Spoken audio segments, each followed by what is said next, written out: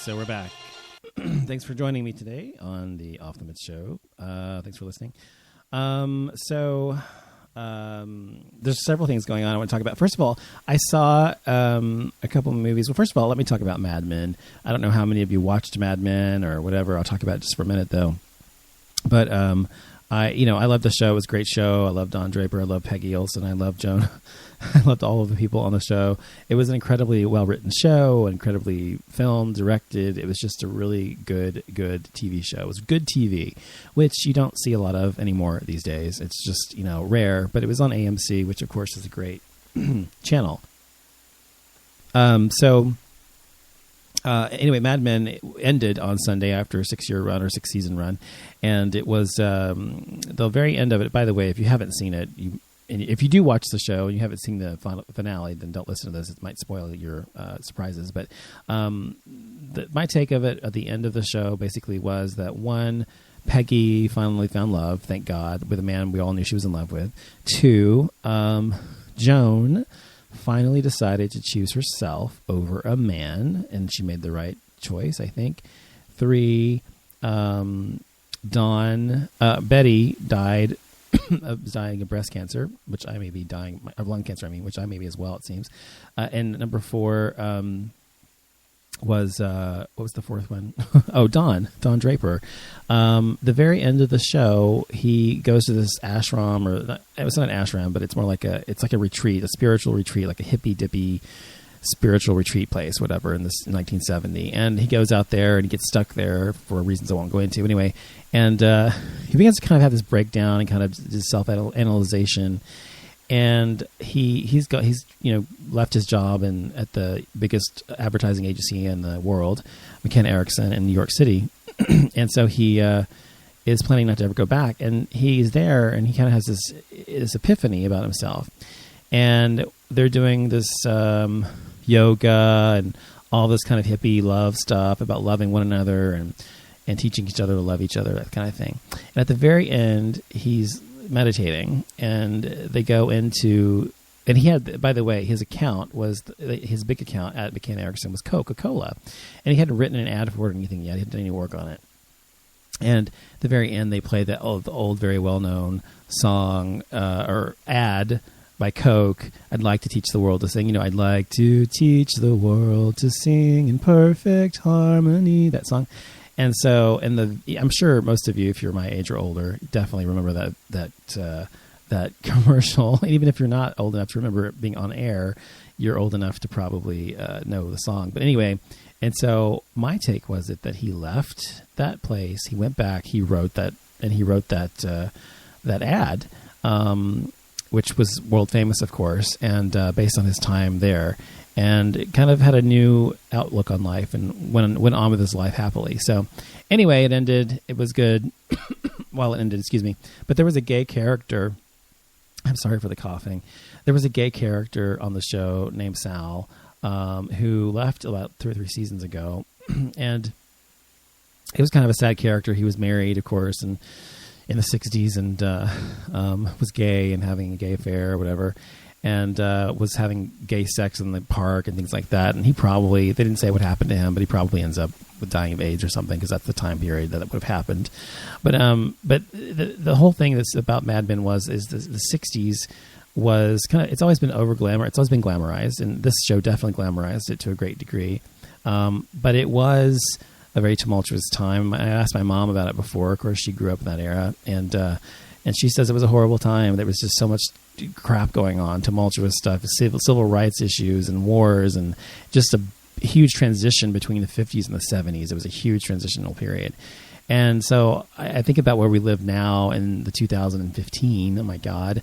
And we are in a time period. I'm wondering what we're going to say when we look back on 2015 or the 2000, tens or whatever they call us, the teens, I guess. What we're going to say about ourselves, because being gay in this era is a very difficult thing. Not as much as it was when I was a kid, obviously, not as much as it was for the previous generations in the same way. But I think we've reached a critical mass era now with gay rights, because we are now beyond the point where we're just asking for rights or whatever. We're at the point where we're getting them and getting equality finally, slowly getting it, and getting gay marriage and getting equality under the law in all ways. And it's pissing people off because the people who hate us, and of course they always say they don't hate gays, they just want to save us. The evangelical Christians and the right-wing Republicans and the teabaggers, etc. All of those people are against us, and they're so fucking livid that we're actually winning our rights. Well, we're winning our rights, of course, because, well, we deserve them because we are citizens of the United States. We pay taxes just like everyone else, and we have the right to take up just as much air and space as anyone else in this world. Because we're gay does not make us second-class citizens. And that pisses them off to think that we think that we're equal with them. And truthfully, it does. And I've known so many people who are anti-gay, and they just really do feel that they're better than us. And because they're heterosexual and they have children and they do what they've been programmed to do. And of course, most of us see it as such as just that's what they've been programmed to do, not necessarily what they wanted to do with their lives. It's what society has programmed them to do. And that's the great thing about being gay, is that we've been able to make our own rules for so long. Of course, we also want to be able to do what we want in terms of the traditional aspects of marriage and monogamy and those sorts of things as well. But I don't think that it is seen by them as, they're trying to be like us, and so they see us as us trying to take away their rights. So it's a bunch of fucking bullshit. But anyway, one of the things in the news right now is, about Jeb Bush. Fucking Jeb Bush is running for president.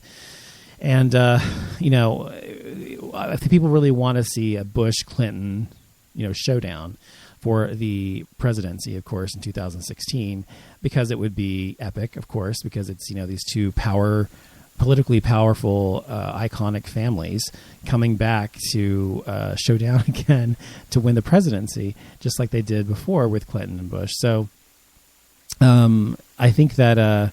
anyway, Jeb Bush, of course, makes it very clear that he opposes marriage equality and supports religious liberty laws, as he calls it. He says a big country, a tolerant country, ought to be able to figure out the difference between discriminating someone because of their sexual orientation and not forcing someone to participate in a wedding they find that goes against their moral beliefs. This should not be that complicated. Gosh, it is right now. Gosh. Okay, so that's what he says. And so I've always found this argument with these Republicans to be so ludicrous, because most of them are saying that they're being forced to make gay people get married or whatever, or to marry gay people, or they're being forced to approve of it. I don't give a fuck if they approve it or not. Do you give a fuck if they approve our relationships? No, I don't give a fuck. All we care about and all we want is what? Equality. We want the same rights as everyone else has.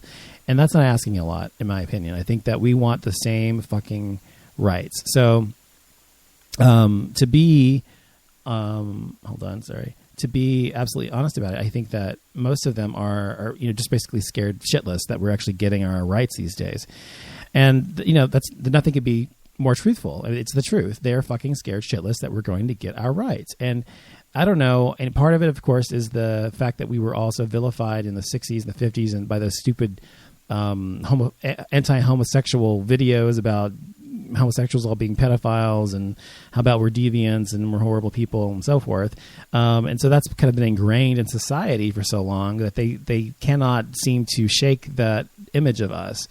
And the reality is most of us are just like they are. We want the same things, the same rights. So it's not like we're asking for something special. Of course, you ask them, we want special rights, of course, right? The other thing in political news, of course, in Texas, specifically where I'm from, is the Texas, is trying to pass a law, because Texas is Texas, where Texans do not have to, are not allowed to perform or use any money, governmental money or agency to perform gay marriages, even if the federal government says that they have to. Now, Texas is all about being rebellious. That's what the state's kind of ingrained in us growing up here. And okay, you're elbow deep up the business end of a turkey. Sorry about that.